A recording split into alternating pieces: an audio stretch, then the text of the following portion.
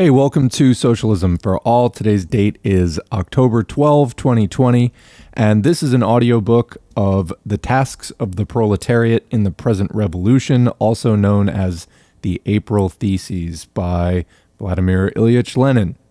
So I'm reading off of the copy from Marxists.org. This work was originally published April 7, 1917 in Pravda number 26, signed N. Lenin, published according to the newspaper Text. The source is Lenin's Collected Works, Progress Publishers, 1964, Moscow, Volume 24, pages 19 to 26, translated by Isaacs Bernard, transcription by Zodiac, HTML by Brian Baggins, public domain, Lenin Internet Archive 2005, Marx.org 1997, Marxists.org 1999. Thanks very much to Marxists.org, the Marxists Internet Archive, for hosting this and thousands of other Marxists' works. It's a major source for what we read here at Socialism for All, and I highly recommend that you check it out.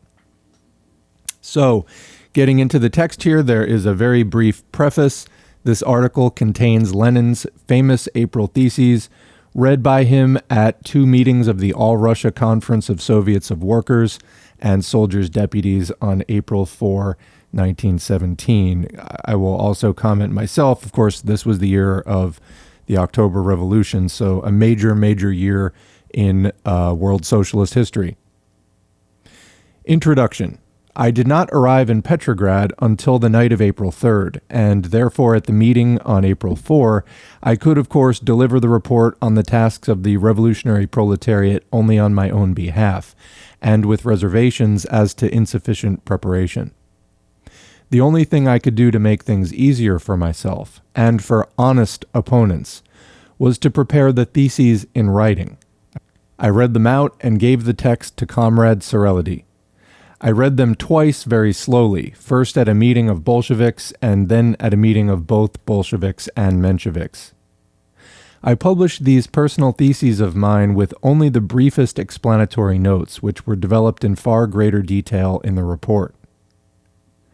Theses. 1. In our attitude towards the war, which under the new provisional government of Lvov and Co. unquestionably remains on Russia's part a predatory imperialist war owing to the capitalist nature of that government, not the slightest concession to, quote, revolutionary defensism is permissible. The class-conscious proletariat can give its consent to a revolutionary war, which would really justify revolutionary defensism, only on condition A, that the power passed to the proletariat and the poorest sections of the peasants aligned with the proletariat, B, that all annexations be renounced in deed and not in word, C, that a complete break be effected in actual fact with all capitalist interests. In view of the undoubted honesty of those broad sections of the mass believers in revolutionary defensism who accept the war only as a necessity and not as a means of conquest, in view of the fact that they are being deceived by the bourgeoisie, it is necessary with particular thoroughness, persistence, and patience to explain their error to them, to explain the inseparable connection existing between capital and the imperialist war, and to prove that without overthrowing capital it is impossible to end the war by a truly democratic peace, a peace not imposed by violence. The most widespread campaign for this view must be organized in the army at the front. Fraternization. 2. The specific feature of the present situation in Russia is that the country is passing from the first stage of the revolution, which, owing to the insufficient class consciousness and organization of the proletariat, placed power in the hands of the bourgeoisie, to its second stage, which must place power in the hands of the proletariat and the poorest sections of the peasants. This translation is characterized, on the one hand, by a maximum of legally recognized rights. Russia is now the freest of all the belligerent countries in the world. On the other, by the absence of violence towards the masses, and finally, by their unreasoning trust in the government of capitalists, those worst enemies of peace and socialism. This peculiar situation demands of us an ability to adapt ourselves to the special conditions of party work among unprecedentedly large masses of proletarians who have just awakened to political life. 3. No support for the provisional government. The utter falsity of all its promises should be made clear, particularly of those relating to the renunciation of annexations. Exposure in place of the impermissible, illusion-breeding demand that this government, a government of capitalists, should cease to be an imperialist government. 4. Recognition of the fact that in most of the Soviets of Workers' Deputies, our party is in a minority, so far a small minority, as against a bloc of all the petty bourgeois opportunist elements, from the popular socialists and the socialist revolutionaries down to the organizing committee. Chekaitsa, Tsarelity, etc., Steklov, etc., who have yielded to the influence of the bourgeoisie and spread that influence among the proletariat. The masses must be made to see that the Soviets of Workers' Deputies are the only possible form of revolutionary government, and that therefore our task is, as long as this government yields to the influence of the bourgeoisie, to present a patient, systematic, and persistent explanation of the errors of their tactics, an explanation especially adapted to the practical needs of the masses. As long as we are in the minority, we carry on the work of criticizing and exposing errors, and at the same time we preach the necessity of transferring the entire state power to the Soviets of Workers' Deputies, so that the people may overcome their mistakes by experience. 5. Not a parliamentary republic. To return to a parliamentary republic from the Soviets of Workers' Deputies would be a retrograde step, but a republic of Soviets of workers, agricultural laborers, and peasants' deputies throughout the country from top to bottom. Abolition of the police, the army, and the bureaucracy. The salaries of all officials, all of whom are elective and displaceable at any time, not to exceed the average wage of a competent worker. 6. The weight of emphasis in the agrarian program to be shifted to the Soviets of Agricultural Laborers' Deputies. Confiscation of all landed estates.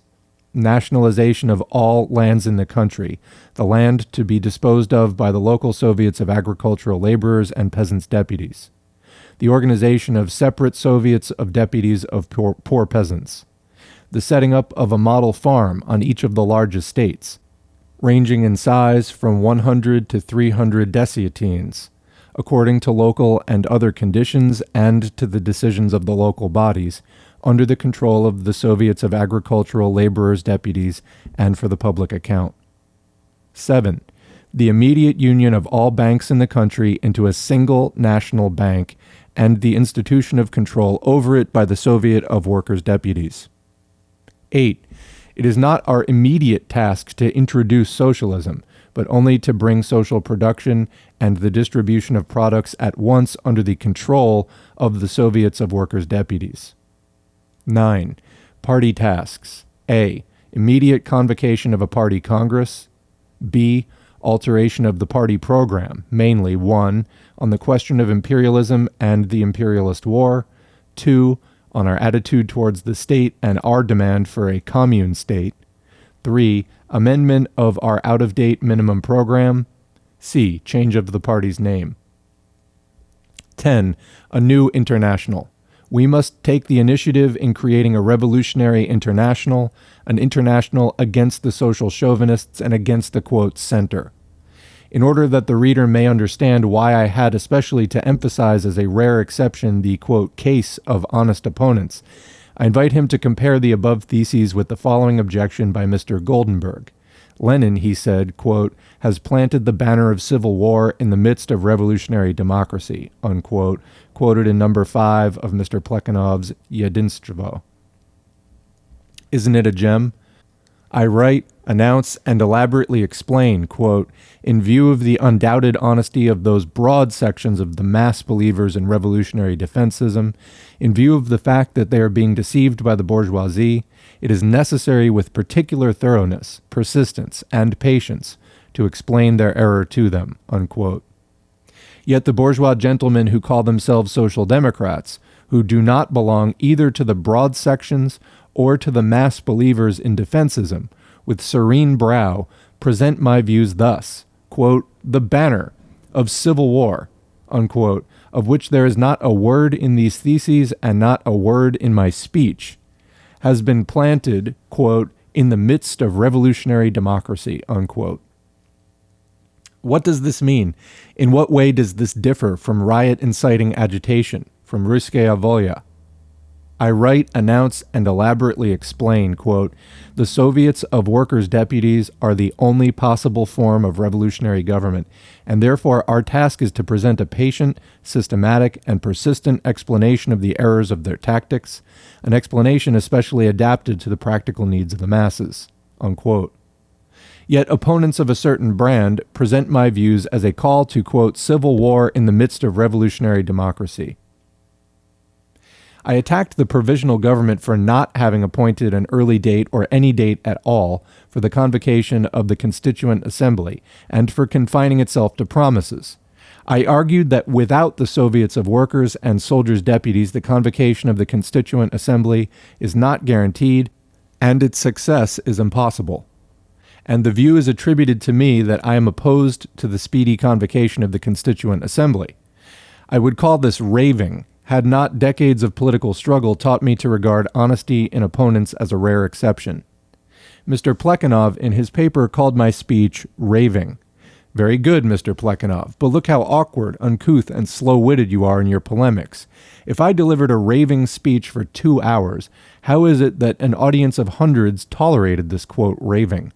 Further, why does your paper devote a whole column to an account of this raving? Inconsistent, highly inconsistent. It is, of course, much easier to shout, abuse, and howl than to attempt to relate, to explain, to recall what Marx and Engels said in 1871, 1872, and 1875 about the experience of the Paris Commune and about the kind of state the proletariat needs. See The Civil War in France and Critique of the Gotha Program. Ex-Marxist Mr. Plekhanov evidently does not care to recall Marxism. I quoted the words of Rosa Luxemburg, who on August 4, 1914, called German social democracy, quote, a stinking corpse.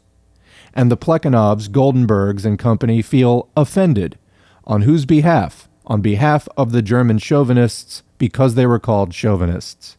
They have got themselves in a mess, these poor Russian social chauvinists. Socialists in word and chauvinists in deed. And that is the end of the audiobook. There are a couple of notes here. One is that the abolition of the police, the army, and the bureaucracy was to be replaced by the arming of the whole people. The second was that the demand for the commune state that Lenin talked about is, i.e., a state of which the Paris Commune was the prototype.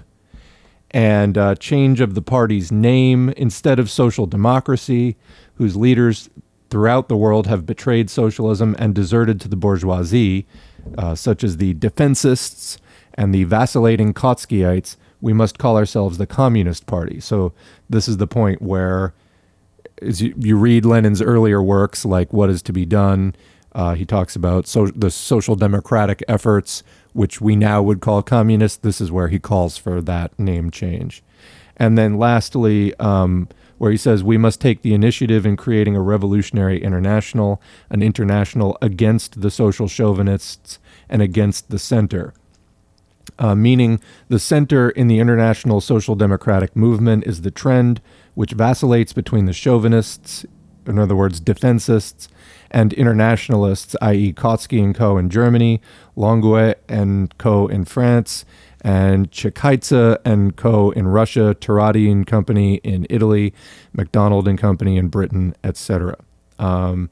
So that is it. That is the entire end of audiobook. Tasks of the Proletariat in the Present Revolution, aka the April Theses. Of course, this is not, a lengthy theoretical work, but it's seen as an important work because things were really happening at this time in history that Lenin was in the middle of, and this is a piece where, some key pieces of history take place. So what do you think? I think that it's interesting to see things like abolition of the police, the army, and the bureaucracy. Of course, we've had major calls to abolish the police. I've been completely supportive of that. Of course, we do have to replace the existing capitalist government with a new government.